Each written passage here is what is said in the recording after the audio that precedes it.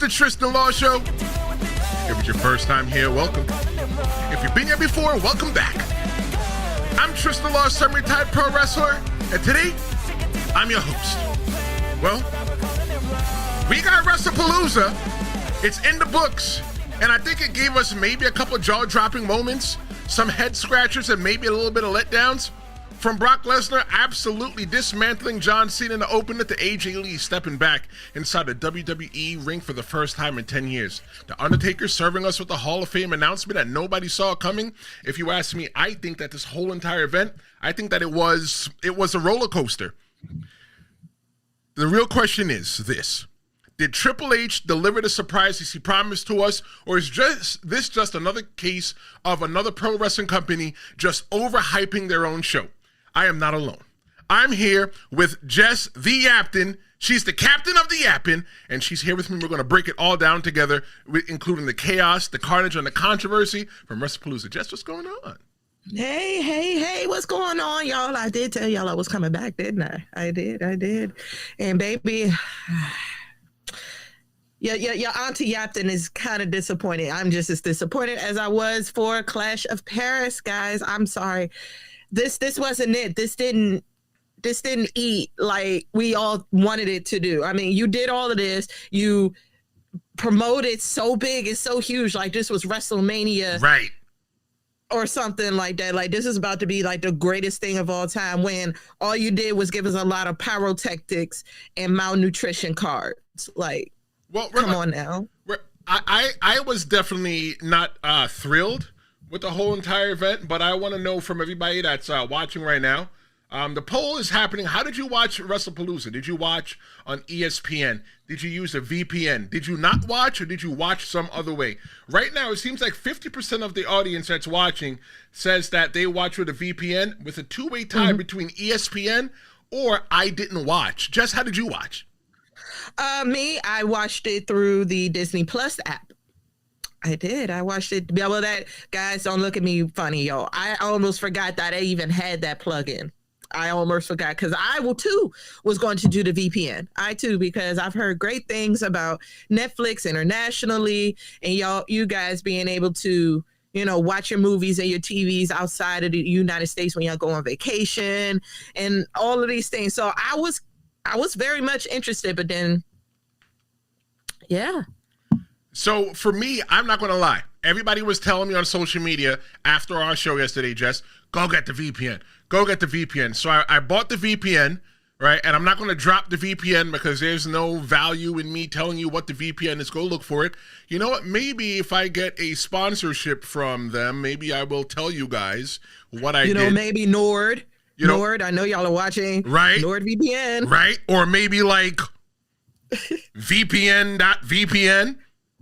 But either way, so I got the VPN and I logged into, because I was really trying to, I used my brother's ESPN login, but he don't pay the $30. My one good friend, Greg, he has the ESPN as well too. I tried to use his login. He didn't know that ESPN was even charging $30 extra for anything else.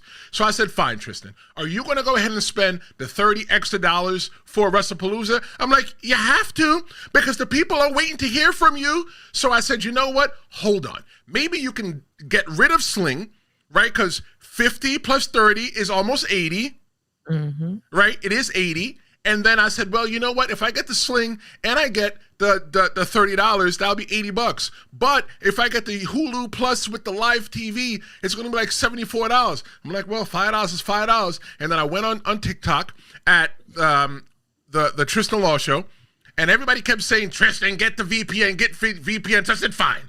I'm going to get the VPN. So I paid about $12 for the VPN. And I put my server to be the United Kingdom. And the first thing I did was I watched SmackDown, Jess. I just saw if I could watch SmackDown. And ladies and gentlemen, congratulations. I no longer need cable. I'm cutting off the cable. No more cable. But also, guys, I know he said what he's doing, but also I'm telling you, you could do this with Fubo. I'm telling you, it's the same price. Shameless plug. I can't watch no Japanese movies on Fubo, can I? That's probably the only thing we can't enjoy our anime and our It Mans and all the good stuff. We can't do that on Fubo, unfortunately. But you know, for you crazy sports fans that watch all the sports, including wrestling. So right now, it looks like the VPN is the winner right now. 60% of the audience watched by VPN. I want to welcome Universal into the chat. Welcome back, Universal, Fernando, Cupcake, welcome. Hey, Cupcake, that's your girl, Jess. Cupcake, that's your girl. Honey? Hi, girl. And Heel Vega's making this special Sunday appearance. Let's jump right into this whole entire thing. Brock Lesnar versus John Cena.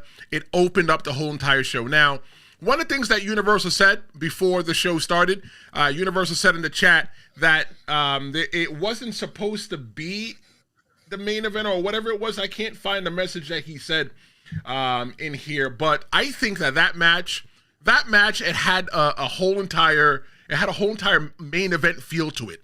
It felt like the main event the whole entire time that I'm sitting here watching the event. And I agree 100% that if that match didn't have to open the show, they could have used other matches to open the show. But that was the match they choose to open the show, and it felt like a main event. It doesn't matter what was happening on AEW. We're changing the channel right then and there, right or wrong? Right. It just, I was disappointed. I was very disappointed. But I'm going to say this to you, Trick. It was a work. This whole segment, the whole little 2 minutes, it's a whole work. Because, John, why you bring them kids out there like that when you knew you was about to get handed like that? I'm like, y'all all saw Brock Lesnar. The man is chiseled to the gods. Like, the man, did you see him? Did you see him, people? He's huge. We all know John Cena is retiring due to, he just... health, he can't do it no more. And you expected this man to go all full throttle on this big behemoth? Are you kidding me, y'all? Look at the picture. Are you kidding me? I was like, I know I said yesterday I wanted John Cena to win. I knew. But that was delusion. Okay? I knew when Brock Lesnar came back that this was about to be probably the worst thing for John Cena, because I'm like, why would you do that? You might as well have put it in Logan Paul, because this was a pointless match, at least for me. I get the nostalgia of it and their little beef, I call it a beef, but their competitiveness over the years. It's cute. It was cute, but we could have had this Monday. You feel me? We could have had this on Monday.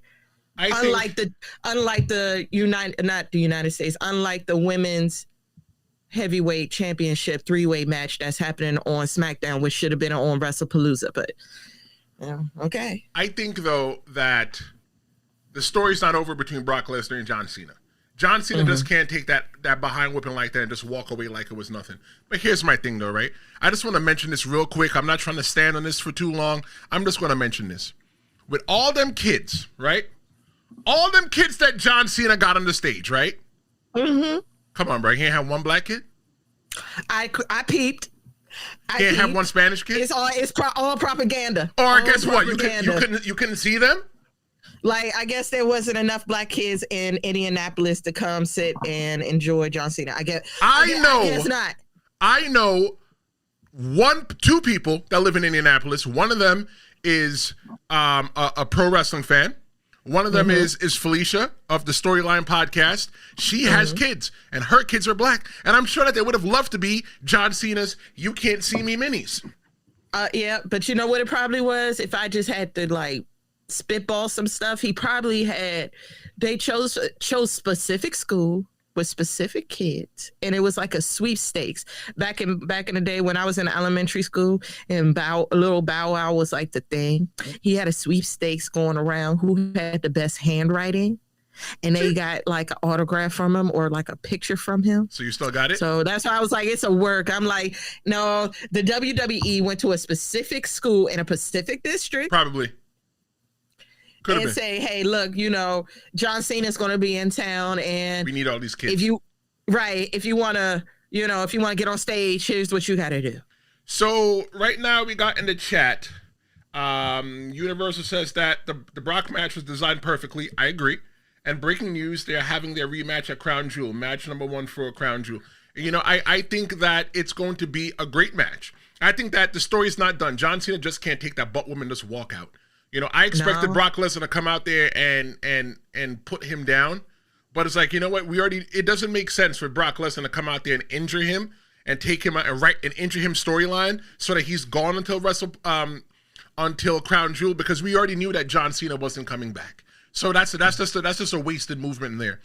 I think that at this point, if it's Brock Lesnar, the person that he faces at Crown Jewel, that is it. I think that it should be somebody, the person that has that last match with John Cena. It has to be the person that is hungry. It has to be somebody that is up and coming in the WWE. It has to be somebody that sat in a locker room, that watched that fight last night between John Cena and Brock Lesnar and said, you know what, I'm going to go pick the bones on that.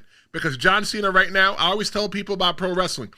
Tristan Law, semi-retired pro wrestler, host of the Tristan Law Show. I always tell people you're always as good as your last pro wrestling match. And John Cena did not have a good showing storyline-wise. He got his behind handed to him. And you know what? He's in his bag of feelings. And if somebody's smart right now, somebody like Drew McIntyre will go capitalize on that bag of feelings. Mm-hmm. Or, you know, maybe we could get that surprise that we're supposed to have. Me personally, this is a great time for Kevin Owens to just, you know. Well, no, Kevin Owens still got the neck issue. Okay, so you still got the neck issue. Yeah, we're not going to see Kevin Owens coming back for a while. I miss him, y'all. Like, he was my favorite Crash Out. I'm sorry, he was my favorite. But hey, get well soon, KO. Get well. But here's another thing I'm concerned about, Jess, about the whole entire thing. Mm-hmm. I'm concerned about the fact that Brock Lesnar had Paul Heyman come out and introduce him in the ring. One of the things that happened on SmackDown, Brock Lesnar saw Paul Heyman and said, hey, we need to talk. Paul Heyman is not a businessman. He's a business man. So if he did something for Brock Lesnar, what is Brock Lesnar going to do for Paul Heyman? That is the question. That's a good one. Now, if I could just spitball on this one, it's going to have something to do with the vision. It's going to have to. It's going to have something to do with the vision. I mean, you already got the bronze right here. So why not add one more big titan to the fold, right? Like, can you imagine Brock Lesnar being a part of a faction like the Vision? I think that Brock Lesnar is one of those people that he works alone. I don't see Brock Lesnar working with anybody else in the WWE. Brock Lesnar is a one-man band. He's been doing it for a long time. Brock Lesnar cannot come into the Vision and coexist with somebody of the likes of Seth Rollins. Seth Rollins cost him a championship way back in the day. So now we're just going to go ahead and be friends. Now he's going to go ahead and be friends with the Brons. Like, I just don't see that happening. Anything that I see happen, I don't know. Maybe Paul Heyman has a get out of jail free card that when he needs it, he's going to cash it in. I don't know, but maybe, just maybe, Paul Heyman is not happy with the performance of Seth Rollins, because Seth Rollins is the only one in the Division who didn't win last night. Now you put your wife in division. You put your wife in division, Seth Rollins, and you didn't even win. You see what happens, guys? When we mess around with ladies can lead us astray, and that is what happened last night on WrestlePalooza. Seth Rollins got led astray. He got bamboozled, flim-flam, and okey-doked. But we're going to talk about that match later on, so let's just keep that in there right now. But what about the surprises, Jess? Triple H said there's going to be surprises at WrestlePalooza. Tell me one surprise you got last night at WrestlePalooza. If you need time to think about it, let me know. Nope, I don't. This was my surprise, a bunch of pyrotechnics. That was my surprise. It felt like a birthday party.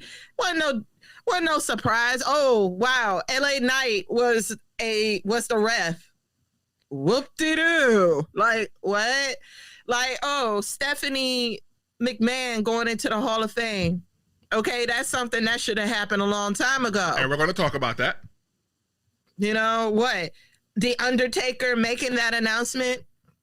Okay, that's not as big as when he pulled up to WrestleMania. Yep. Okay, so I'm going through my notes here trying to figure out what the surprise was.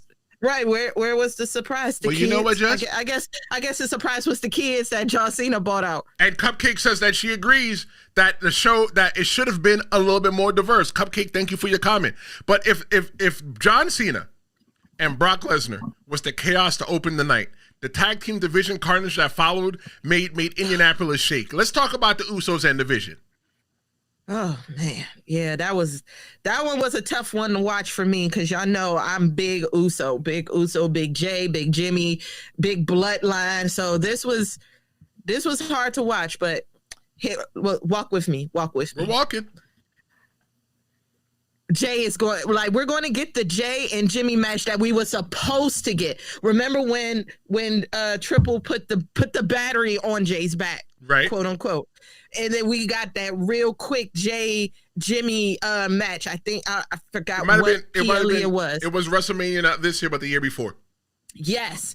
And y'all remember how very malnutrition that was? Right. That was just something they just like put together and was like, hey, y'all had y'all match. No.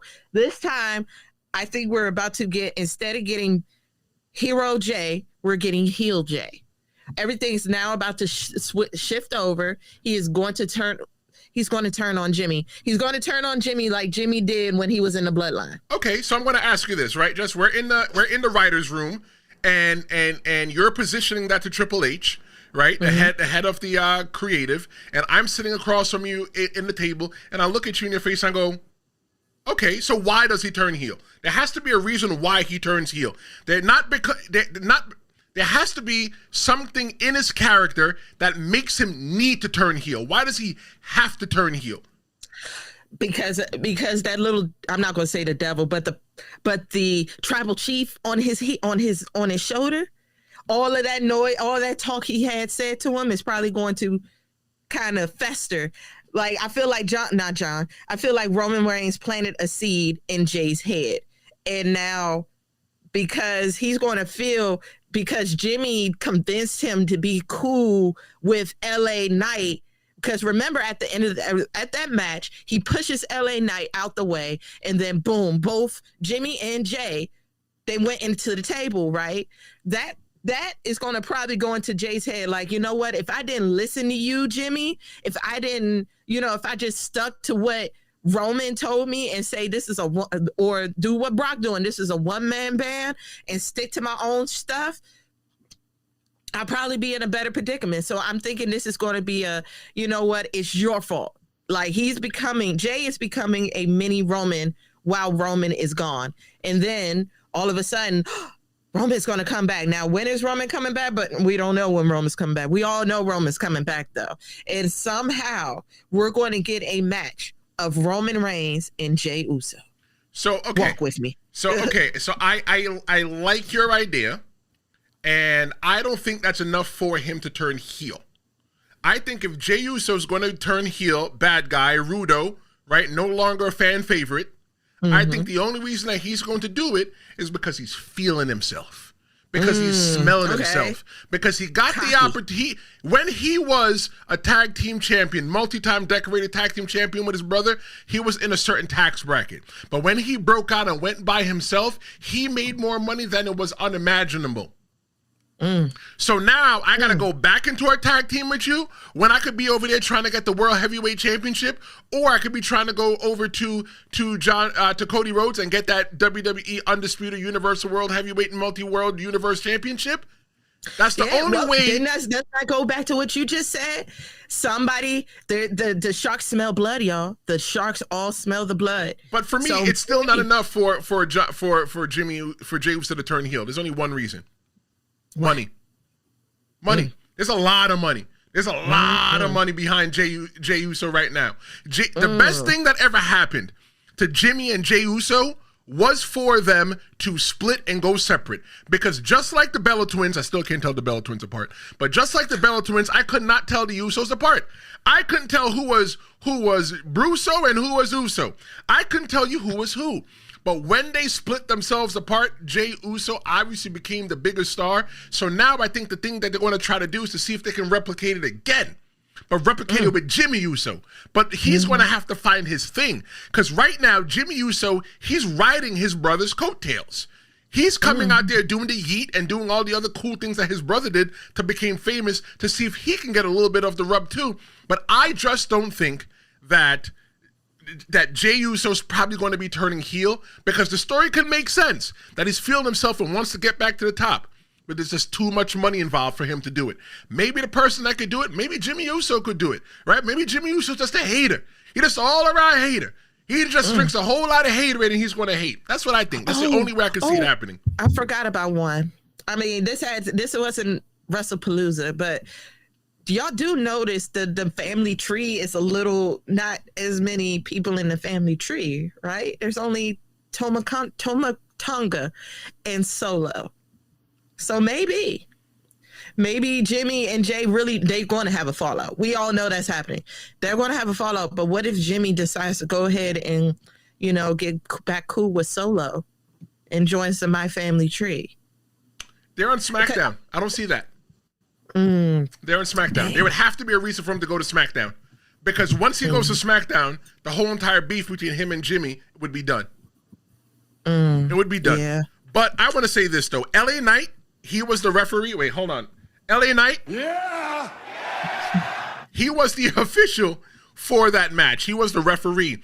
And I think that LA Knight, he let a little bit too much go in that match.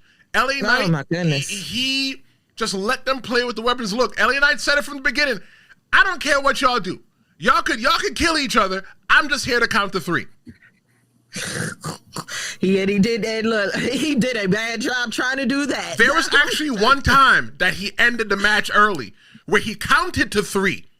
The match should have been done. It should have been done. It should have, but it didn't. Let me tell you something. What you do, dude? So I'm gonna ask you, Jess, as a fan, if the referee counted to 3 in that moment, right, and that match was done, who was the heat on? Who gets the write up when they get back to backstage? Who gets in trouble? There's only one person.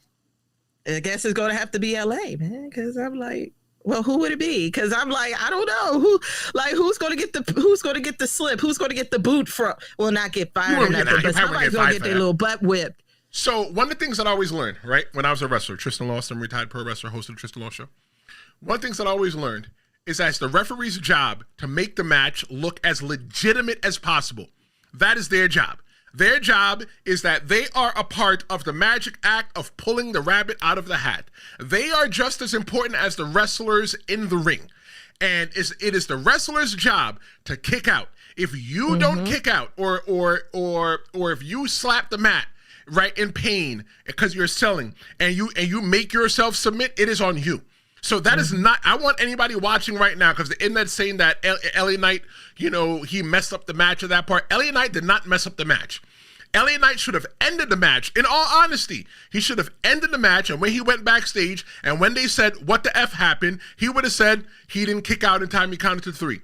You need to be watching the referee, listening to the referee to make sure that you are doing what you are supposed to do at all times. It is your job to go out there and perform and to kick out. If the referee, it's like when the referee counts, and you see this a lot doing the indies, right? The referee would count 1, 2, and they would wait because the person's not kicking out on time, right?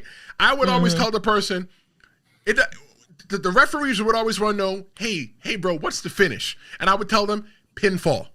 You don't need to know exactly what we're going to do to get into the finish. But I want you to know that anytime that the pinfall can happen, I want you to count it legitimately. It is my job to kick out. It is my opponent's job to kick out. It is the Brons and it's the Usos' job that they have to kick out. I don't think that any heat should go to LA Knight. It's not LA Knight's fault. Kick out of the damn match. Like you kick out of the pinfall like you're supposed to. Yeah, you're supposed to, but I mean, you got a big old tsunami that just falls on your whole kick back, out. man. And if that's the case, then you can't be a wrestler. Kick out. But I will say this. I loved how Jimmy tried to fix it. Did you notice that? Every time when things are going a little sour, all of a sudden Jimmy or Jey starts bleeding. But he did. Did y'all catch that? He did. I was like, so I thought that he bladed, right? I thought that he gigged himself to make himself bleed. Because I'm running it back. I'm like, I didn't see him gig himself. I saw that. When he goes, I'm like, I'm sorry, I might be giving away a little secret, but when the Usos go into one of their little socks, usually it's on the left foot. I think that's where it's at. And then all of a sudden they, do whatever they do, put it on their face or, put it on their eye, whatever they do. But I'm gonna give you the buzzer for that one. I'm just saying, bro. I be peeping. I was like, no, when he go in that little sock, I think that's where his little blood pouch be. There's no. I'm giving you another one. There's no blood pouches in pro wrestling. There is, if it's a gig, where's the gimmick to where they cut themselves, right? Yeah. Nobody's putting that in their sock. I think that's You might give it to the referee, and the referee might pass it off to you, or you might have it on your wrist tape. Ric Flair used to have it on his fingers. I've wrestled with guys that had it on their fingers, and when they get hit by the chair, boom, and they just gig themselves real quick. You might see something like that happen, but the way that Jey got busted open, it was hard way. It was the chair. When he hit the brother in the back with the chair came back and it cut him in the forehead. That was legit. Oh. That was hard way. That was not gimmick at all. Dang. Ooh. I hope he's okay then. Universal says they do use blood caps in their mouths sometimes. They do. But Pro Wrestling 101, nobody's using blood capsules. No. Maybe they use blood caps at the time where you're not supposed to bleed, but they're not using blood caps. If you watch AEW with John Moxley, there's no blood capsules. He's legit gigging himself the whole entire match. Oh my. Well, thanks for that lesson, because I was like, man, y'all gonna sell this. Y'all gonna sell this match. The Usos gonna use some blood. That's just their thing. So what I want everybody to know and everybody to think of right now, I want to know what your match of the night is, what your moment of the night is, what your most rewatchable spot of the night is, and wrestler of the night. Hold on to that when we get towards the end. I want to hear it from you. Don't put it in the chat yet. I'll let you know one segment before it happens. I want to know your match of the night. You too, Jess. I want to know the match of the night, moment of the night, most rewatchable spot of the night, and your wrestler of the night. Hold on to that. As they say, keep that in the toothpaste tube. Don't release that one yet. But after the Chaos and Weapons WWE, they slowed down just a little bit. I think maybe just a little bit too much. Jess, I saw on your threads at Jess V with 2 E's, Yapton. Make sure you guys give her a follow on threads. You posted, I think you liked the match between Stephanie Vaquer and Io Sky. Tell me, see, look, I wasn't a fan of that match. I was here in the studio halfway asleep watching it. What did you think? Y'all are tripping. Y'all are all tripping. That was so beautiful. Those two, Io Sky and Stephanie Vaquer, they are just amazing wrestlers. Amazing. All the acrobatics and actually using wrestling moves, they're trying to pin each other. But I guess you can't not like Io Sky. You can't you just can't not like her, because at the end of the day, she is still a sportsman. You know what I'm saying? It doesn't matter if she loses or wins. She's going to congratulate you on your win, or, make you feel like it's okay that you lost. Like, if you go back and you see that both of them get on their knees and do the Japanese bow of respect, like, that was just so beautiful and sweet to me. So sweet. Like, come on, look at them. Look at them, y'all. Like, she's just a sweet person. So I want to send my congratulations to Stephanie Vaquer. You got here 6 to 8 months ago, and now you are walking around the heavyweight champion. Congratulations. Booker T is probably ecstatic. Congratulations to her. I'm proud of her. So for me, I don't think that Tiffany Vaquer, I don't think that she does it too much for me. And shout out to the brother, the referee in the middle, Eddie Orengo. I wrestled some great matches with him back in the day. Always love to see him doing some great things. Living the dream. We all live our dreams differently. We all get to WrestleMania a different way. But for me personally, Stephanie Vaquer doesn't do it for me. I do think that Stephanie Vaquer is a huge asset to the WWE.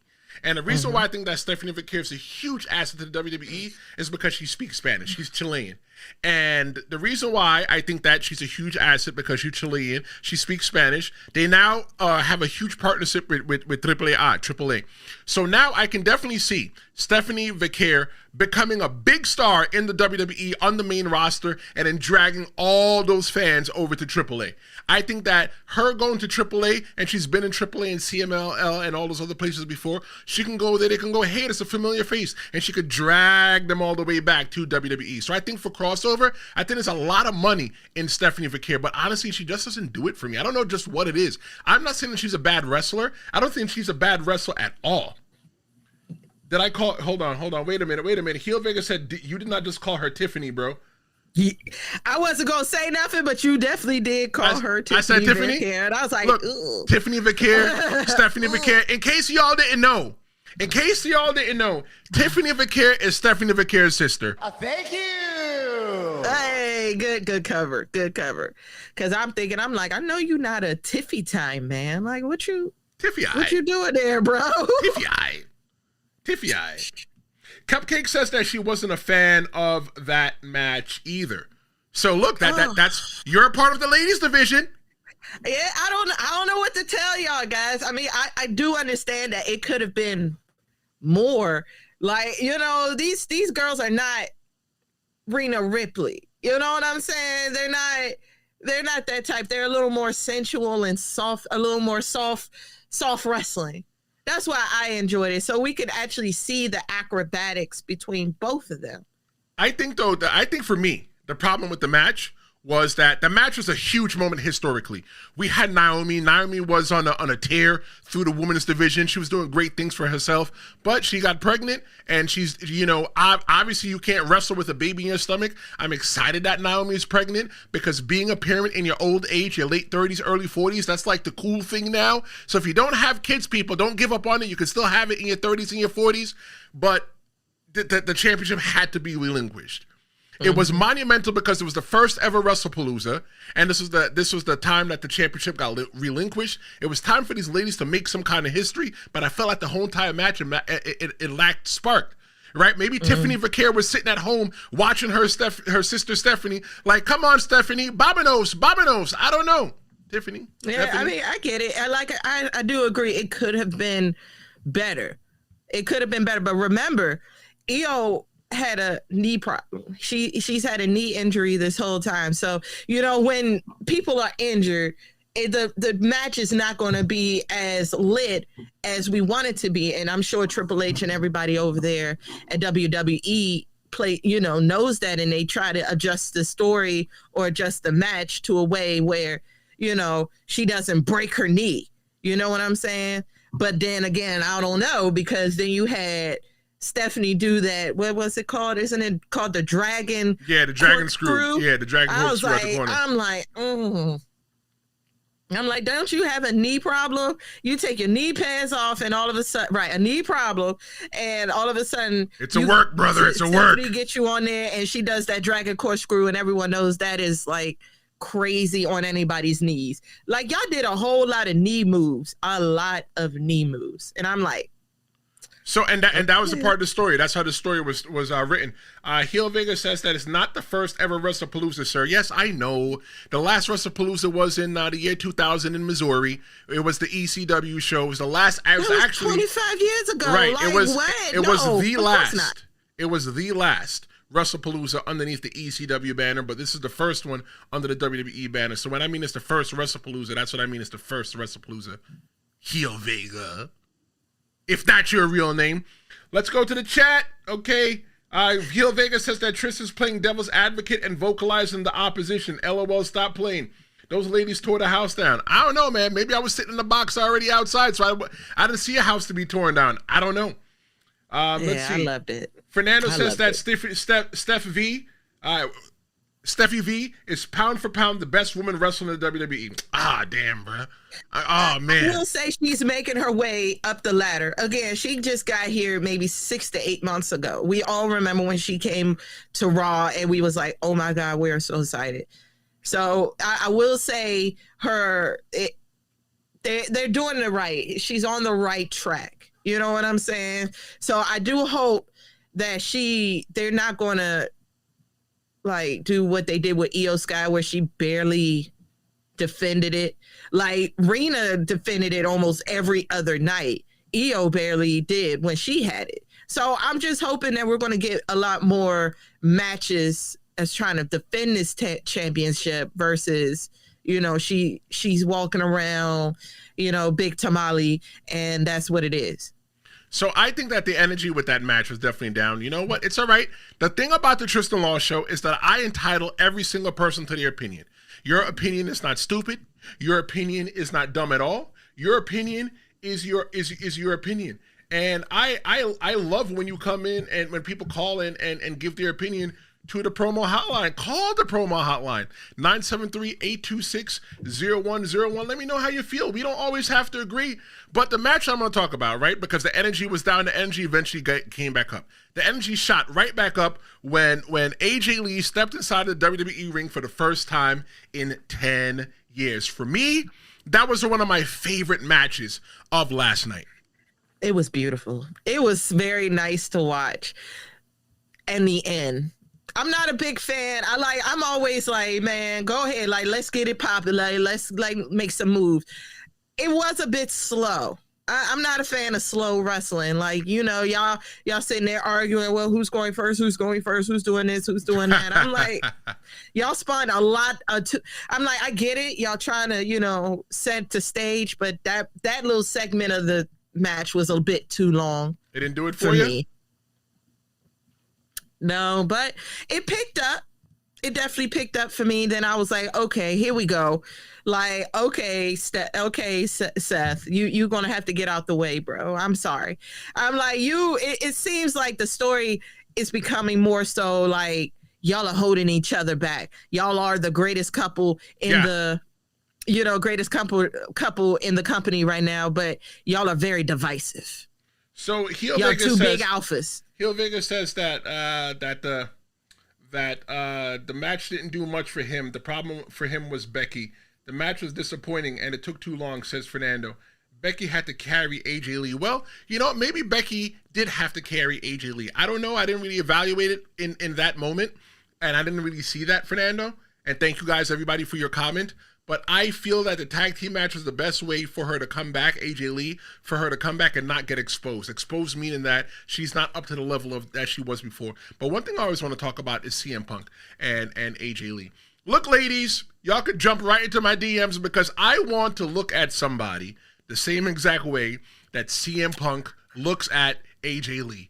Look at that. He's out there with a shirt, with a jacket that says AJ's husband. The jacket, y'all. I'm saying. I think the jacket did it for me. I was like, oh, come on, CM. That's what I'll talk about. Let me find look, he wants somebody like that. I want somebody like CM Punk. Like, come on, y'all. Like, and look at each other. And at the end of the match, you see him catching a little peek of her hindquarters as well, too. Like, you know. He stayed dead in her little booty, too. I said, family show. That's what I'm talking about. Family show, Phil. You can't be looking like that.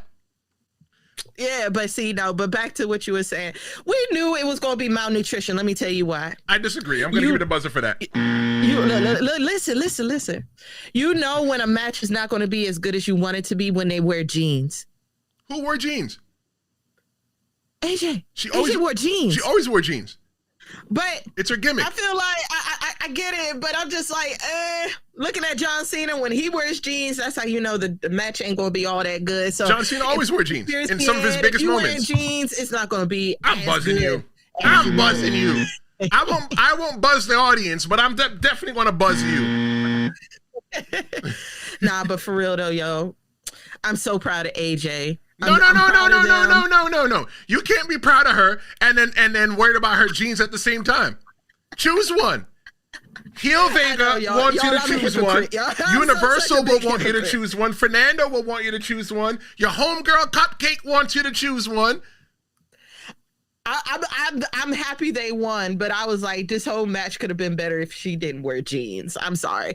I'm sorry. I'm just like, I'm over the jean era of wrestling in jeans. And see, I mean, look what happened to Brock Lesnar. He ended up like SpongeBob. Like, let's be for real. I feel like she could move better if she didn't wear jeans. I feel like all wrestlers move better when they don't wear jeans. Like, come on, y'all. Like, don't do me like that. You know what? Hold on. I gotta buzz somebody in the chat. Heel Vega. He said, Jess, you can do both. Don't listen to him. Cupcake says AJ Lee is not a good wrestler. The WWE has Becky acting like a wimp. Okay, two things could be true at once. I do think Becky is going to crack. I think Becky's annoying. I'm sorry, she is not a good heel. She's an annoying heel. I don't like it. I don't like her as a heel. And this old crash out baby thing that she's doing. Oh my God, I'm the best. Sports Illustrated said it. ESPN said it. This person said it. I'm like, girl, like, you do not sound like the champion that I know, bro. You just don't. So, like, okay, girl, I want to know right now. Okay, so we know that Jess is not a fan of Becky Lynch because she's a heel, correct? Yes. Heel. Like, I tell you, the man is the man. She is one of the greatest wrestlers of all time. I don't like her as a heel. No. I'm going to give you a hand clap.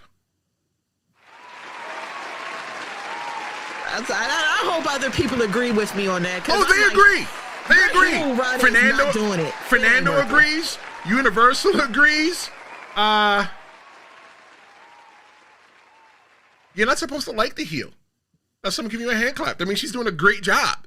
She's supposed to be annoying. Yeah, you're not supposed to like the heel. You're supposed to like hate the heel. You are, but it's not doing it. It's like she's more annoying. She's supposed to be. It's annoying. Like, girl. She's supposed to be. Cupcake says that she loves her as a heel. Fernando feels that she's a better babyface. Universal says that she's a natural babyface. For me, I never liked Becky as a heel, as a babyface, because Becky used to talk like this through her mouth, breathe through her mouth. I'm like, come on, girl, stop breathing through your mouth. Like, I just cut the whole darn TV off. I didn't like Becky as a babyface. I like Becky much more as a heel. And one of the things that I always say about being heel versus face, me being Tristan Law, semi-retired pro wrestler, host of the Tristan Law Show, is that I always loved being a heel. I spent more time being a heel than a babyface because of the kind of job that I worked. I always worked a customer service job in real life, to where I had to be nice to people all day, to where I had to take people's trash all day, to where they would just talk trash to me. And I'm like, you know what? If there's no one's camera here, I would just pop your head off and just kick it down the street. But when I got to go into pro wrestling, I chose to be a heel because I got to play the person that I got to suppress all day long, right? And one of the things I would never do is that in independent wrestling shows, you always have an intermission. You can come out, you can meet the fans. I mean, the wrestlers can meet the fans can meet the wrestlers. You could buy T-shirts and stuff like that. When I was a heel, I stopped coming out to intermission. You know why, Jess? Why? Because I'm just really a nice guy. That's something a heel would say. I'm just really a nice guy. The second I would open my mouth, they'd be like, he's a real nice guy. Never forget the time that a guy said to his son, you see, he's not really a bad guy. Just listen to him talk. And I'm like, damn. And that's when I stopped coming out. So what I used to do to make my money doing intermission is that I would take T-shirts. I had T-shirts that said Tristan Law sucks. And I had somebody sell the T-shirts that sell Tristan Law sucks. And I gave my partner, the person I worked with in the ring, a small percentage of it. And I made it look like they were selling the shirts. But the shirts are actually my idea, Tristan Law sucks. So, like, I think personally the nicest people in the world are always like the best heels. You know, sometimes the best heels too are just people who are just traditionally like, you know, Richards in real life. But for me, I'm not a Richard. Anybody that knows me knows that I will take the shirt off my back and I will help you as much as you can. You can call my phone and we can talk, we can chit chat, we can chop it up. But I think that Becky Lynch is a much better heel than she is babyface.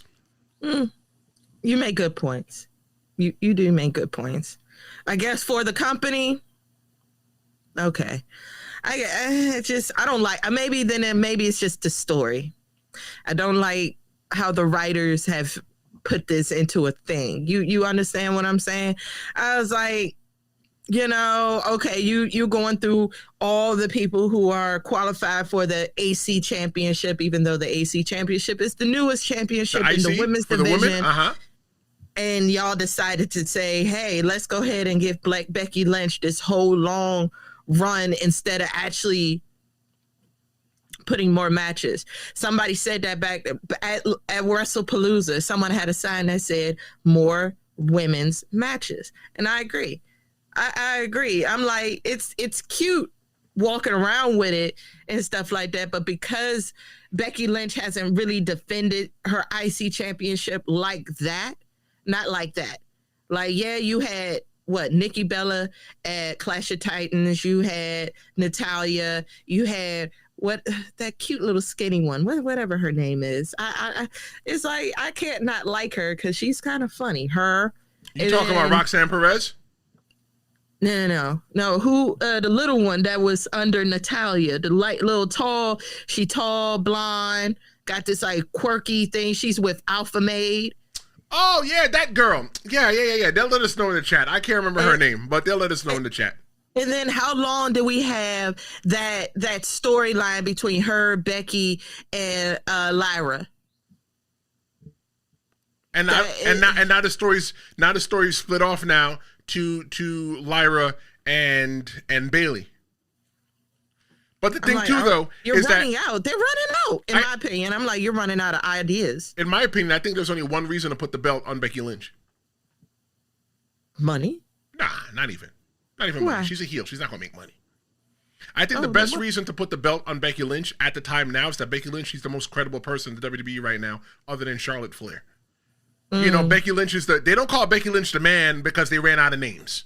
Becky Lynch is legit the man. You know, and I'm talking about as a pro wrestler grading another pro wrestler. I think that Becky Lynch does a really good job. If Becky Lynch and Charlotte Flair could have main evented WrestleMania 35 by themselves. But in order for that mainstream projection, they needed to have somebody like Ronda Rousey. And I feel 100% that that Becky Lynch, they didn't call her what Becky 2 belts because they ran out of names. I mean, granted, she did have 2 belts, so it only made sense. But Becky Lynch is first ballot Hall of Famer. If you're sitting out talking about Hall of Famers, Becky Lynch, you know, Charlotte Flair, you know, all and the names go on and on and on in this whole entire generation. You put the Intercontinental Championship on somebody like Becky Lynch just to make the championship legitimate. That's it. It's a new championship. It doesn't have any lineage. You put it on her to make it legitimate. But now that the whole entire story is done with Becky with the husband and wife versus husband and wife, what do you think is next? Oh, Becky's finna crash out because she tapped out, y'all. Nope, she's not about to allow that tap out. They are going to, boy, you know us fans. Y'all know we are some terrible, terrible people. And we are not going to let that go. We all just watched it. We all watched Becky Lynch tap out in the Black Widow. Like, So what's next? She might actually we might finally get that Becky Lynch that we have known and loved all the whole time. And we just might actually see her wrestle for real. Like for real. Not run away, not do all of that, not doing all this New Day sneak, run off with the championship. We're going to get the Becky Lynch. We're going to get the man. We're going to see her wrestle again. So I think that definitely what's next is that Seth Rollins is going to now continue his story with CM Punk. But now the question is, all right, so how are they going to screw CM Punk again? That's the story that I'm waiting for again, to screw him again. Now, also, AJ Lee, she's going to branch off now, and it's going to be inevitable. Becky Lynch is going to have to come up off that title shot and give AJ Lee that title shot. I do want to make a note, though, that when Jess and I are sitting here, right, and Jess, you guys will see Jess again. I am the semi-retired pro wrestler, right, and host. Jess, she is a fan. So she might not understand wrestling as much as I do. So we just got to make sure that, we are respecting everybody's opinions here, because that's what we do, right? We respect everybody's opinions. We can teach each other and help each other. But remember, Jess is a bona fide fan. She's just as much of a fan as you guys are. Maybe just as much as a fan as I am. But Jess, like, you just started watching again, right? Because you're not you stopped watching wrestling. Tell everybody what brought you back, because you told me that. I want everybody to understand a little bit about you. What brought you back? Well, let's just when start. did you First stop? of all, I am a 2010s high school person. I graduated in 2010. So my era was the second round of John Cena. That's when I actually was watching for a while. I watched during the Total Diva, the Divas era, all of that. I watched Total Diva. That was my era. And then, life happened, and then I stopped for a while. I stopped, and then I heard from the grapevine, what happened? Oh, WrestleMania came over to Philly. That's when I was like, oh, wow, something finally back on the East Coast. So let me tune in. Let me lock in. Let me see what I've missed. Then, I saw Rhea Ripley. And then I saw the man actually get the title that night. And then Roman Reigns and starting to build up this bloodline thing. So I was like, that's when I locked in. I locked in completely after that. And then we hear the great John Cena is retiring out. I knew I couldn't go nowhere. I had to come back. I had to see the last little bit of my era either making a big return or they're backing out, and it's like, it's time for me to stop. It's over. It's time for me to move on, and I want to give my farewell. I want to give them my flowers. You know what I'm saying? Because I was one of those girls who I had to keep watching wrestling a secret. I had to. Why? I had to because I just had to. Because you were a female? I came up in an era where it wasn't very feminine to watch wrestling or watch sports or anything like that. Like, I was considered a nerd or a geek or anything like that. So, I'm a big hip hop fan and all of that. So, I had to stick to that side. I had to stick to the hood and our people and, not worry about what really brings me joy.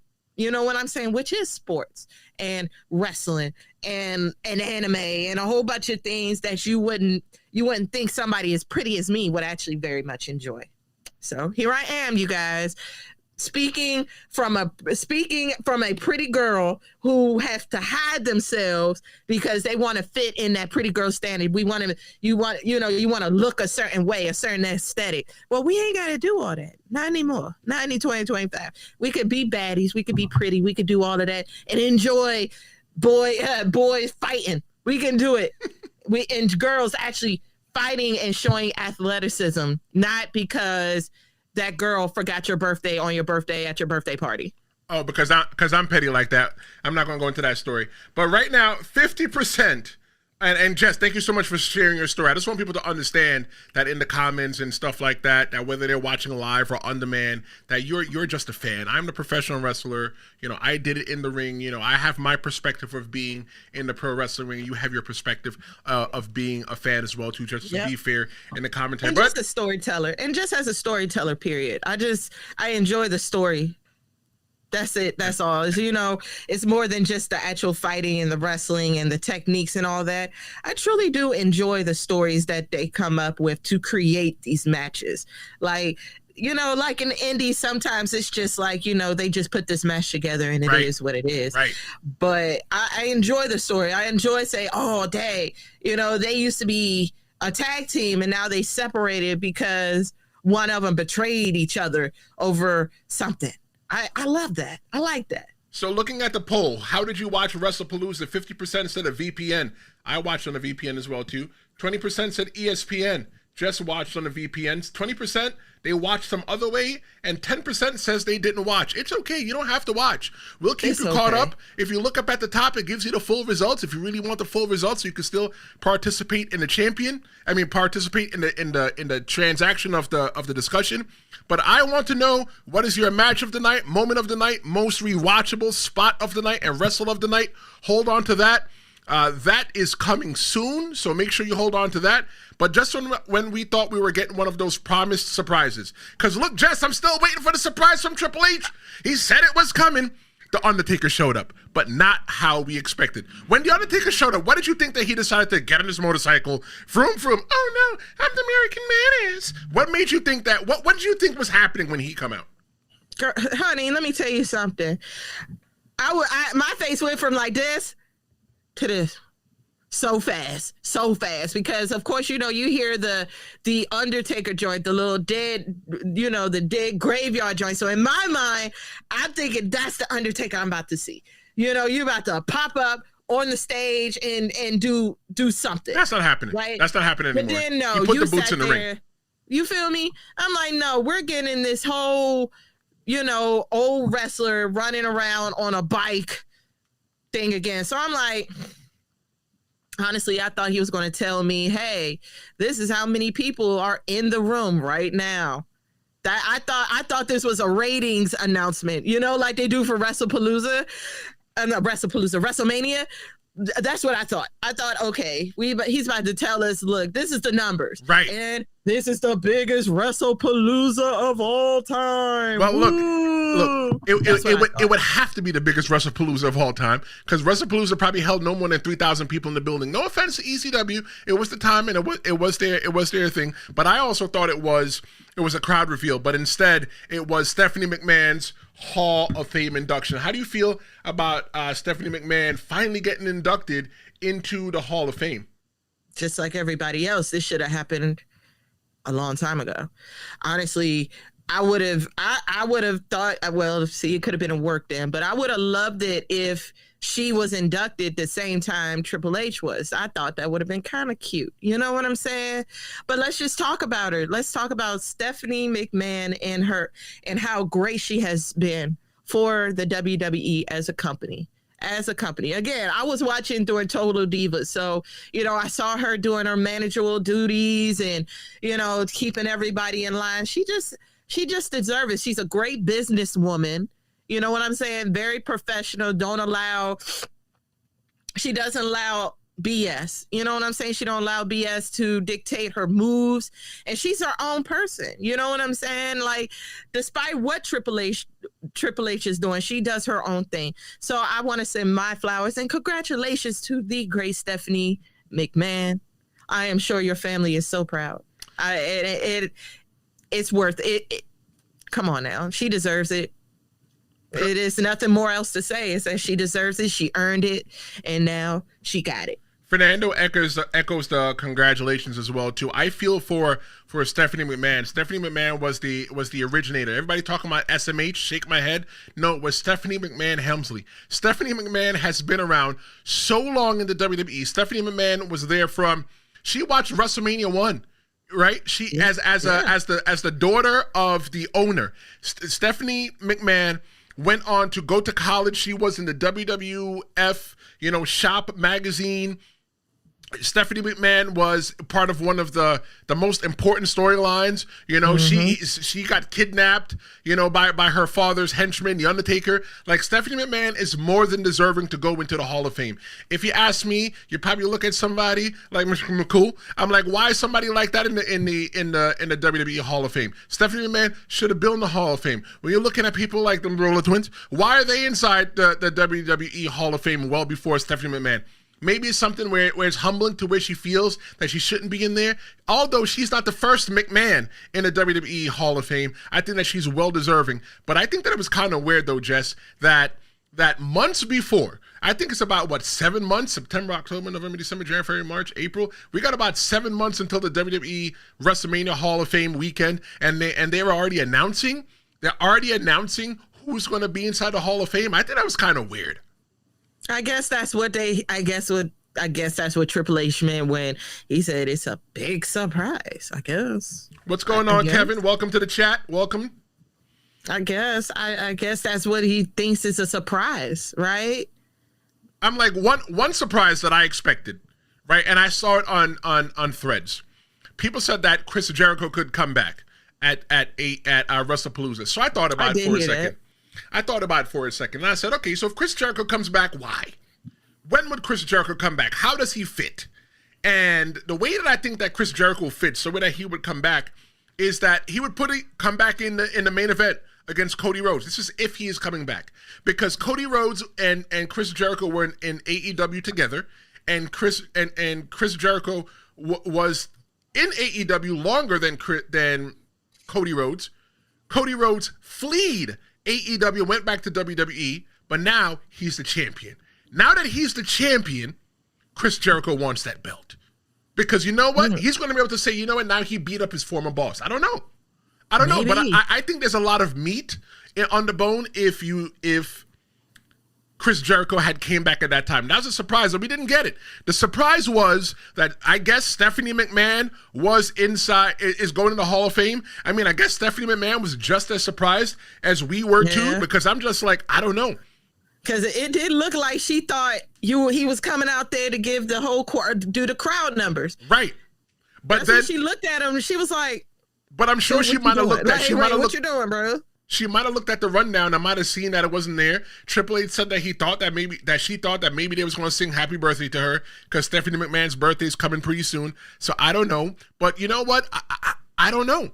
Does WWE have other plans for the Hall of Fame this year? Do they not plan to hold it during WrestleMania weekend? Oh my goodness, wouldn't that be crazy? While it's in Vegas? Nah, man. Because that'd be crazy. Then why announce it 7 months in advance? Why? Because that's his wife. I think that was just a thing. And for her birthday. So I think it probably has something to do, like you said, it's her birthday. And what better way to say happy birthday than to tell your wife, hey, us on the board have decided we're going to put you in the Hall of Fame. So Chris says, I hope that Vince inducts her in the Hall of Fame. Cupcake says, wouldn't that be nice? That'd be nice. Cupcake says, I hope so too. Chris says that Chris Gallegos says that Chris Jericho will show up at the Royal Rumble. Thank you so much for your comments, guys. Who do you think will induct Stephanie McMahon? Yeah, I think. You think it's Vince? If it's not her husband, it will definitely be her father. Come on now. So it shouldn't be nothing else. Who else? I would love for Vince to do it, but if Vince is still caught up in this whole entire, trial of they trying to figure out what happened and what didn't happen, and we're not talking about that because there's a lot of accusations because nobody's really been brought to trial yet. I think the whole entire thing would be messy for Vince McMahon. Triple H is snitched. That's what I think. You think Brock That's what I was like. Brock's return tells me something. He was snitching. He's snitching. Triple H would be the lowest hanging fruit. There's only one person that I think that could induct Stephanie McMahon. Who? Shane. I think Shane would be perfect. They grew up as a brother and sister, two peas in a pod. I think that Shane McMahon would be the perfect person. If they had to pick somebody, if that's who I'm going to think who would induct her into the Hall of Fame, I think 100% it would be Shane McMahon. Oh, that would be so nice. Just any family member would be very heartfelt. It would be, but I think you get more mileage out of Shane. Linda McMahon would get booed right now. Honestly. Yeah. Vince McMahon. Yeah. Vince McMahon might still get booed right now, and I'll take away from the whole entire moment. The best person, if it's not Triple H, and I don't want it to be Triple H, I want it to be Shane. The reason I want it to be Shane is because he could probably tell those embarrassing stories of her when she was a kid. Yeah. Yeah. That'd be nice. I like that idea. The sibling, because again, like you said, that's the safest bet there. Because anybody else, well, we know. Well, Cupcake says that it should be Vince McMahon.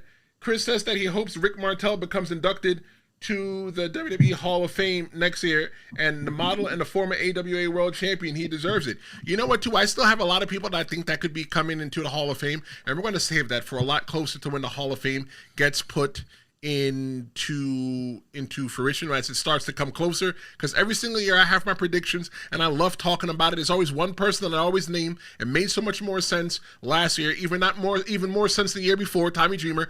But speaking of expectations, let's look at the main event. Drew versus Cody had all the stakes in the world, but did it deliver? I want you guys to also get ready. We're going to get ready to drop your match of the night, moment of the night, most rewatchable, spot of the night, and wrestle of the night. I want to see what you guys think, and we're going to talk about that. This match was really important, though, between Cody Rhodes and Drew McIntyre, because it was Cody Rhodes' first undisputed title defense since regaining it, and it added pressure for him to deliver. Why? Because I always say that you're always as good. You're only as good as your last match. Mm-hmm. Amen to that. It's like usually I'm never speechless about these matches, but this one I almost had no words because I don't know if it was a work or not, but it felt like there was way too many botches in this match. I don't know. I like botches. I love botches. Okay, so we wasn't the only ones that saw it. Like, we first got in there, and all of a sudden, Cody Rhodes is slipping and stuff like that. But of course, Wade and them, they was like, well, Friday, he did get his little head squashed on that table and stuff like that. And usually when things like that happen in the universe, the wrestler usually get about a week, couple of days, maybe a couple of days to like recuperate, get their mind right. Cody had 12 hours. 12 hours to, get his little, get his noodle back in there, back in the game and try to win. So I'll tell you this, though. Hold on, let me just tell you this, though. If it was anything with his head to where some kind of concussion, they would have never cleared him. Not in this day and age. Nah, not at all. It would never cleared him. Okay, because I'm like, maybe I'm not going to say a concussion, but I think his noodle was definitely rocking just like a tiny bit. If his noodle was rocking even a tiny bit, they wouldn't take the risk and put him in the ring, especially after Chris Benoit. Okay, so it was a work. I'm like, all that slipping and sliding, making it look like you got a head problem. Or he could have really slipped. See, the thing that I always say about botches, though, right? Just because fans always say, that was a botch, that was a botch. Jess, you ever been in a real fight before? Yes, I went to an indie match. I've never been to a WWE match, but I have seen the indies. Have you, Jess, the Yapton with 2 E's on Threads, have you ever been in a real fight before? In a fight? Oh, yeah, of course I have. You ever threw a punch and it missed? Yes. Botch! You ever seen anybody in a fight throw a kick and it missed? Yeah. Oh, okay. Botches are okay, right? We expect pro wrestling to just be so perfect because we all know that it's scripted. We all know that it's a flim-flam, it's a scam, it's a bamboozle, it's a form of entertainment. Mm-hmm. There are times when you're watching a movie as well too, that the beaten character tries to throw a punch and he misses. He waffles the punch. Nobody yells botch. Botches, I think, are a part of the story, and if fans focus less on the botch and more, if fans focus less on that 2-second moment on the match and focus on the rest of the other match, come on, you're missing out a whole part. And that was my TED Talk. Thanks for listening. Thank you. Yeah, you got it. See, this is why I enjoy being on this show, y'all, because again, I am just a fan, and I enjoy the story. So to hear from an actual professional, it definitely helps. Heel Vaquer says, get a better perspective of what I'm watching other than, a TV show. Because that's what I think of it. This is why I want WWE to, be in the Emmys, because it's a story. It's fiction. And that's the thing with pro wrestling as well, too. Pro wrestling, it's in a real gray area, right? Pro wrestling, it's a sport. No matter when you watch pro wrestling, if it's the first time that it's on TV, let's say they like TNA. TNA is usually not live. 99% of the time, it's recorded. And when you are watching it, you always assume that it's happening now. You don't assume that it happened last week. You don't assume that it happened in the future. But when you're watching regular television, like Law & Order, you're a big Law & Order head from what you told me yesterday. Law & Order doesn't happen now. Law & Order happens last week, the week before. Now they're bringing us the story because they've solved the whole entire case. So now we can watch them as they solve the case. And that's what I think that makes pro wrestling so unique, because pro wrestling, it's a sport. It's a Broadway play. You're watching a Broadway play that only happens now. If you're not watching it live while it's happening first run, you're not watching it live at all. Amen to that. I agree. Totally agree. Heel Vaquer says that if anybody was concussed last night, it was Jey. Heel also says that missing a punch in a fight is a real life botch. Missing a punch in a choreographed fight is worse. I'm gonna give you the for that. Because I'm sorry, everyone saw they was slipping and sliding like it was an ice rink in the middle of the wrestling ring. Like, oh my God. I was like, what is happening? What is happening? But why did I did say Drew, didn't I? I said that yesterday. I said Drew was going to win. Why did Drew lose? What do you think? Storyline wise. Last minute. It was that last little minute, because we all saw it when that last move, when he was over there contemplating, trying to feel sorry for beating on Cody like that. When he kicked himself through that thing, I was like, throw food. I'm like, you're going to feel that later. So I think that the reason why he lost is because of that same exact moment as well. But that's the same exact thing why Drew McIntyre is always having problems. Drew McIntyre, when he catches the food, he plays with the food instead of just eating it. Right? Exactly. This is why he lost him to Damon Priest back then. I was like, because you want to sit there and gloat in front of CM Punk over for whatever when you should have been walking away. And now you're on WrestlePalooza holding your head. Let me say something, gentlemen. AJ Lee said it best. Therapy is very important. It's very important. You need to make sure that your head is just as strong as your muscles are strong. So people like Drew McIntyre, you can see that he was having some kind of mental affliction in that moment. He should have just followed through with it.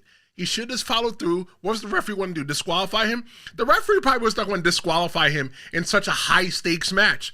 I didn't think that was going to happen at all. But I think that Drew McIntyre is in a downward spiral, just like you said, Jess. He's in a downward spiral of costing himself matches. If he just eats the food and stop playing with the food, he'll be much better off. But no. Exactly. No, you want to rip off the turnbuckle for what? For what? You beat Brock Lesnar, bro. You beat Brock Lesnar to become the champion. Let me tell you something, though. You know what the real problem is with Drew McIntyre, Jess? What is it? Drew McIntyre's character feels like he has so much to prove. Drew McIntyre, everybody's dream in the WWE is what, Jess? To be a world champion. And to win the world championship where, Jess? In WrestleMania. And did Drew McIntyre get that? Yes, he did. At WrestleMania 35, right? Yes, he did. But what was the problem with it, Jess? His ego. No, he didn't have an ego at the time. He just had to talk. He a yapper, just like your favorite yapping captain. No, he didn't have an ego at the time. I'll tell you what the problem was. What's the problem? He was the first pandemic champion. He won the belt in front of nobody. He didn't get fireworks. He didn't get fanfare. He got the belt and they said, go ahead, kid, carry the company on your back while the world is different. No kid grows up to want to be a pro wrestler like myself to say that I want to win the championship in front of nobody. I want to win the WWE championship in front of my family. I want my mother to watch. I want my mother to understand that all the times that she cut the cable cord and told me that I could not watch wrestling because she saw Goldust slap Marlena, I want her to know it's the validation. All the times that I stone cold stuttered my brother in the bed, I want him to come to WrestleMania and watch me. It's the validation. For my other brother that I put in a sharpshooter and I sat in a little bit too hard one time, my bad, it's validation. For all my bosses that made it available for me to go ahead and be a wrestler and work a normal job, for me, it is the validation. So for Drew McIntyre, he did not get that validation. What Drew McIntyre got, he got the title, he got a kick in the ass, and he said, good luck, kid. He's upset. And ever since then, he lost the championship to Roman Reigns. He's been or the Fiend, whoever, and he's been trying to right the wrong since. Drew McIntyre, you can't be upset with Drew McIntyre. Drew McIntyre knows that he's better than all these people. Maybe that's why Drew McIntyre plays with his food. Because Drew McIntyre got the opportunity.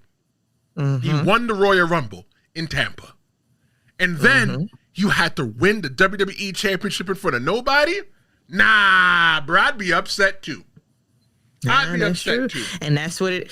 WrestleMania 36. Sorry, Heel Vega. Sorry, Heel Vega. WrestleMania 36. Say that one more time. I made a mistake. It was WrestleMania 36. Heel Vega corrected 36. Me. Got you. Man, listen. You can tell what wrestlers are like very stressed out with the people who are in the writer's room. Triple H is the boss, but they're giving him these ideas. He's not, he's given the okay for these things. So for them to like give him these rinky dink opportunities just for him to lose, I get it. And I get it. And I'm like, I love Drew. I was like, I do. I think he's his character is excellent. I'm just surprised. I'm surprised his merchandise doesn't sell. He's a heel. He's just like us. He's playing on his phone, making tweets and, doing all those things to, get the back. You got a battery on your back. So you got to, show that you are the guy. And he has. but yet they're not giving him, they don't give him enough love. I will agree. So I'll find that. Since you seem like you're on the Drew McIntyre bandwagon. What's next for Drew? Oh man. Well, now he's at the back of the line for this championship belt, right? Well, there's a United States champion who's allegedly an underdog, but somehow never loses any matches. Maybe it's time for you to go to SmackDown and try for those. Nah. At this point. Nah. I don't know. I'm just like, at this point, they keep playing in the man's face. Nah. So there's only one person. There's only one thing I see Drew McIntyre doing. What is he? Go for John Cena. He talks so much. Drew McIntyre's character, the ego boost that Drew McIntyre's character can get from saying that I was the one that retired John Cena. Such a narcissistic behavior, right? Because John Cena's going to retire either way. But he's going to be the one that says that he retired John Cena. He gave John Cena the lick, and John Cena can't even get the lick back. Yeah, but what's the story there? Is there, because it seems like during John Cena's retirement run, it's always been a lot of like nostalgia, except for the whole Cody Rhodes thing. Right. Mostly, all the other matches have been all about nostalgia, trying to relive an old match and, unfinished business.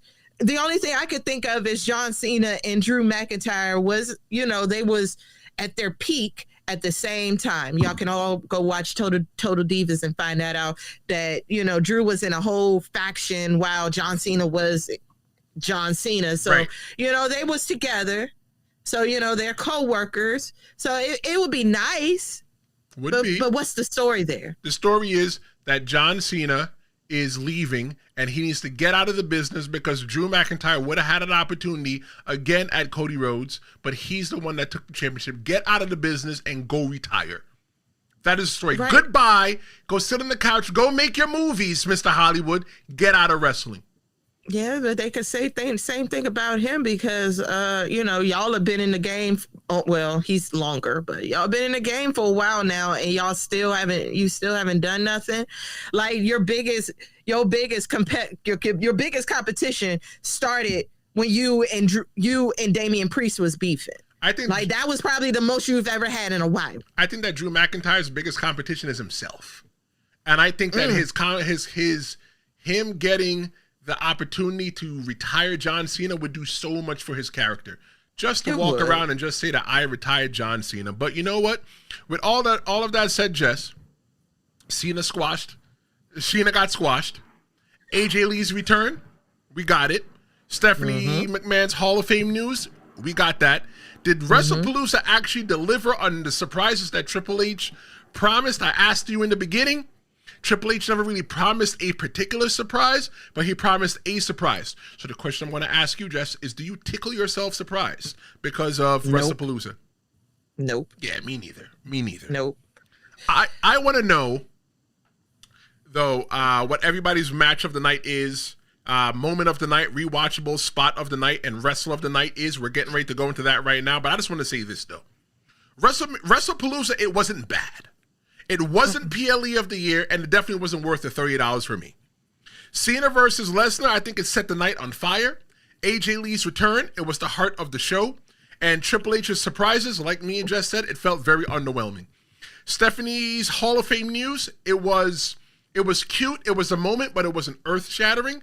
I think the overuse of the term surprise, that label risks killing the impact, and that's what I think part of the problem that AEW has right now, because they used to always come out talking about, and it's going to be great surprises, and then what's the surprise that we get? They turn off the lights and, oh my God, it's a wrestler that hasn't been there in 6 months. Great. But I think that WWE did enough to entertain, but I don't think that they hit a grand slam. Just like baseball, not every at-bat is a home run, but I respect that WWE came up. They showed ESPN what they can do, and next time when we watch a WWE PLE, it's going to be something that we're going to be excited for. What do you think? I'm on your team. I feel like this was very malnutrition. The surprise wasn't really surprising. And, y'all had this opportunity to have a nice return or something like that. Y'all had, it's like you guys had the plate.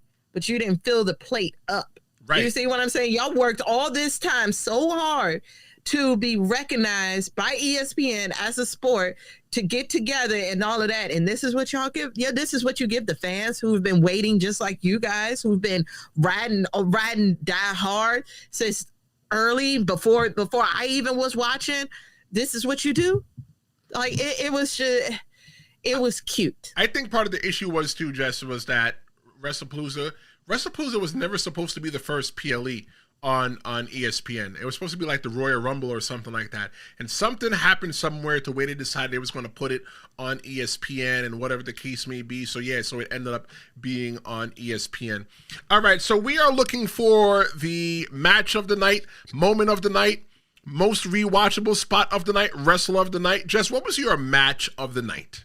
Oh, well, y'all already know what my match of the night, La Primera, winning the WWE Women's belt. You guys, that tickled me pink, and I don't even like the color pink. Like, I loved it. I loved it. I loved the athleticism of Io Sky and Stephanie Vaquer. That was it for me. That, at least, for me. I always find the women's division matches very entertaining for me, just to see the gymnastics, the athleticism, and all, sometimes even them being funny. And of course, I like the doubles kiss, but that's not, I mean, everybody likes that part, don't we? So I like the athleticism and the sportsmanship of Io Sky, because you don't get that many sportsmanship moments as far as on the male side. We've all known that. So to see sportsmanship that these women, despite being a heel, being a baby face, they're still good, they're still cool, they're still athletes. So that's just me and what I feel. So for me, match of the night, I want to say that my match of the night is CM Punk and AJ Lee versus Seth Rollins and Becky Lynch. I always wish that my girl was a wrestler, but never had a girl that was a wrestler, had girls that liked to watch wrestling because I was a wrestling. I just think it was a moment, right? That that all four people in that ring, that they were able to have a moment together. Maybe that's a photo that they have on their wall in their house of them being in the pro wrestling ring together. I think that AJ Lee, it was amazing to see her come back. AJ Lee is a New Jersey, former New Jersey independent pro wrestler. When I came onto the indie scene in pro wrestling, AJ Lee was making her way out. I'm happy to see AJ Lee back. I think CM Punk is probably even happier than we're back. I think that we're getting to see this new character of Becky Lynch, and people hate this Becky Lynch character. But when you look at the whole entire thing as well too, it makes you wonder. What is happening between Seth Rollins and Becky Lynch, right? Because it looks like those two weren't on the same page when they should have been, right? They're married, they got the kid, they got everything, they travel together. Why is it that they can't meet together? That's what I'm thinking. Looking at the chat right now, let's see. Match of the night. It was written here. It was Fernando says that Stephanie Vaquer versus Io Sky, that was his match of the night. Chris Gallego says Latinos por Stephanie Vaquer. Arriba, Stephanie Vaquer. Arriba. Heel Vega said that Stephanie Vaquer was match of the night by a mile. He says that women's wrestling has carried WWE in 2025 by a margin, in his opinion. Chris comes back and says, Thunder Rosa, eat your heart out. Stephanie Vaquer is better than you. Fernando says that Stephanie V versus is the wrestler of the night. We're going to get into wrestler of the night. Let's go into moment of the night. Jess, what is your moment of the night? Everybody that's watching live or on demand, drop your moment of the night for WrestlePalooza in the chat so that you can go ahead and get a shout out. Jess, what's your moment of the night? Becky tapped out. Becky tapped out. She ain't gonna live that down, y'all. That's probably being in that, what is it called? They call it the Black Widow, being in that position. Her tapping out. She doesn't tap out, y'all. She doesn't do that. She's the man, remember? So I think that was the moment of the night. Why? Because now we're going to see Becky for who she is. Like I said earlier, we're about to see her really crash out and realize, bro, you're the man, bro. I mean, I know you love your husband. You want to support your husband. You're the man. You're the man. he's going to be the guy in the guys division, but you're the man in the women's division. So we need, you need to show people that. But maybe not. Maybe AJ Lee is going to, give you that whipping again. Who knows? So the moment of the night was the submission of Becky Lynch. Why? Because now her little eye twitching like this. So we about to really we're going to get some business. Raw is going to get crazy on Monday. Watch what I tell you. So for me, my moment of the night was Stephanie McMahon's Hall of Fame announcement. Granted, like I said, it wasn't earth-shattering by any means whatsoever. But I think that Hall of Fame, being in the Hall of Fame for WWE, it is validation. Yes, we know that people are over there and they're simulating fighting with their friends in their underwear, or their bathing suits or whatever the case may be. But it's just validation, right? That you get acknowledged by your peers and by the people that have spent money. There are people like Chris, who has watched pro wrestling, who he said for 40 plus years or whatever the case may be. And the thing is, it's that people, we get to grow up with these people, and then we get to see these people get entered into the Hall of Fame. I personally think that's everything right there in itself. And for Stephanie McMahon getting put in the Hall of Fame, I'm going to go ahead and give Stephanie McMahon a hand clap, even though I don't understand why it's like 7 months in advance that they're mentioning it. Maybe they're trying something different. But congratulations, Stephanie McMahon, for moment of the night. Looking at the chat, we got Heel Vega moment of the night. Io Sky and Stephanie bowing to each other. That was very wholesome. Fernando says that Devil Kiss is his favorite wrestling move. LOL. You're not behaving yourself there. Yeah. Cupcake says that match of the night was Cena and Brock. When I saw the kids crying in the audience, it took me back 60 years when I cried for Ernie Ladd because he was getting beat up by Abdullah the Butcher. You know what? I'm gonna give Cupcake. I'm gonna give her a hand clap for that. I totally forgot about that moment when I was pulling out the moments. That was a match. I forgot all about that. All the little kids crying when John Cena got his little self tossed around like a salad. I would definitely pin that moment of the kids crying. I would even say that's moment of the night.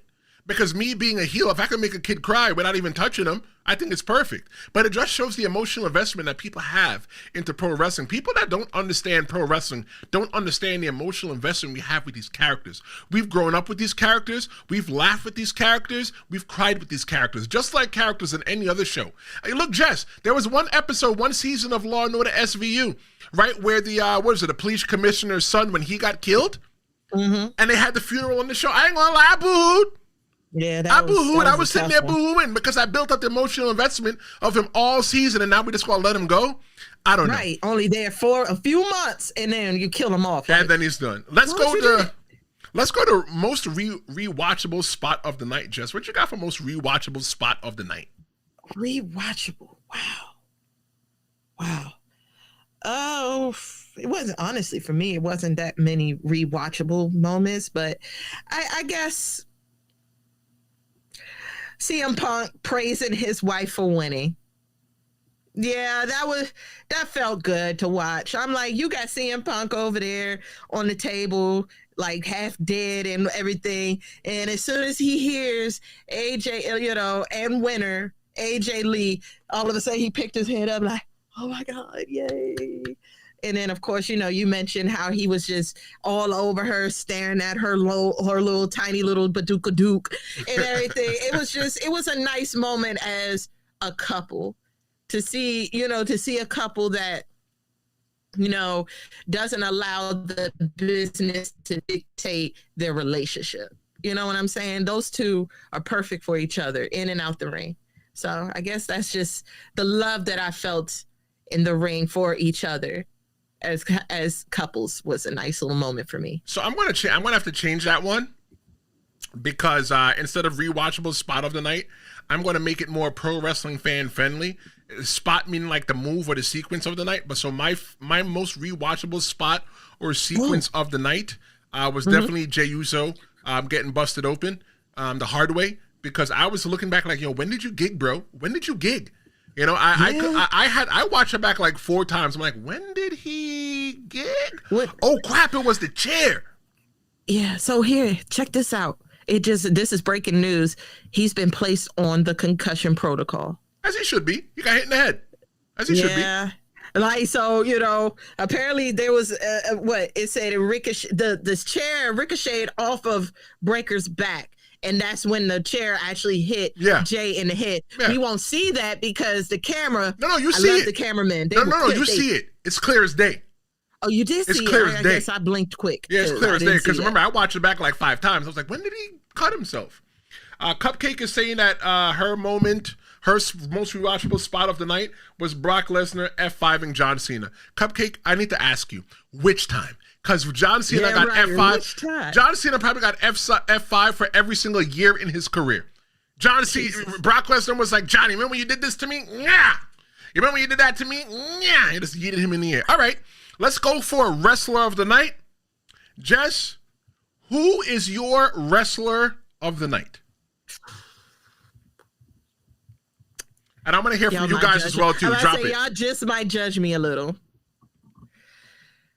Yeah, the Beast definitely came in there and said he did what he said he was going to do. And I'm like, dude, I don't know. Maybe it's just me. And I have this fixation over chiseled men. And I was just, all I could think about is that, John, you're going to die. I'm like, look at him. Like, dude, he's in the, I don't know. He probably eat 12 eggs. I don't know what he's doing. He probably got the old rock regimen going on. If y'all know that man, eats like 12 pancakes. But anyway, it just, I guess when he put John Cena on his back and spun him around like a pizza, I was like, what in the world? I was like, oh my God. I'm like, why did you do that so flawlessly? Like, oh my God. I was in fear. I was in fear for John Cena like the kids. I was like, are you going to be able to get up at all? What'd he do? Limp away with the sad face and walk to the back. And I'm just like, they should have never did that. That was just rude and disrespectful. But I was like, this is why I watch WWE, because of situations like this. So I think that was the moment for me. John Cena getting spun around like a Papa John's pizza and then smacked down on the ground. So I will say that I will have to echo what you said, and that my wrestler of the night is Brock Lesnar. And when I'm looking at Brock Lesnar myself, I think that Brock Lesnar is a scary man. If I had to wrestle Brock Lesnar that night, I would have called it and I would have put in some PTO, because I don't want anything to do with Brock Lesnar. Lesnar is, look at the man. I'm saying Brock Lesnar is in much better shape than he was before. Not to say that Brock Lesnar was out of shape before, but he looks like somebody, you know what? If I saw Brock Lesnar coming down the street, I'm just going to turn around the other way. I was like, you know what?